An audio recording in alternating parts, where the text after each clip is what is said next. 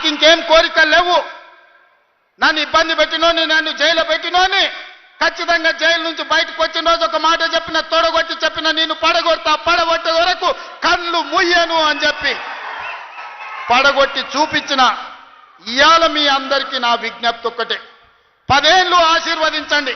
ఈ తెలంగాణ రాష్ట్రాన్ని $1 ట్రిలియన్ ఎకానమీగా మార్చి ప్రపంచానికి ఆదర్శంగా నిలబడి బెంగళూరు, చెన్నైయో, ముంబైయో, ఢిల్లీతో కాదు, న్యూయార్క్, టోక్యో, జపాన్ దేశాలతో పోటీ పడే విధంగా తెలంగాణ రాష్ట్రాన్ని అభివృద్ధి పదం వైపు నడిపించే శక్తిని మీరు ఇవ్వండి మిత్రులారా.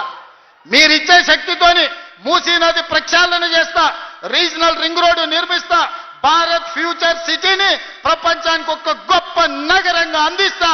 ఈ రోజు బలహీన వర్గాల పిల్లలు డాక్టర్లు, లాయర్లు, ఇంజనీర్లుగా, ఐఏఎస్లు, ఐపీఎస్లుగా రాణించి ఈ దేశ పునర్నిర్మాణంలోనే మీరు భాగస్వాములుగా ఉండాలి, మీకు బాధ్యత ఉండాలి అనే విధంగా తీర్చిదిద్దే విధంగా నేను ప్రయత్నం చేస్తాం మిత్రులారా.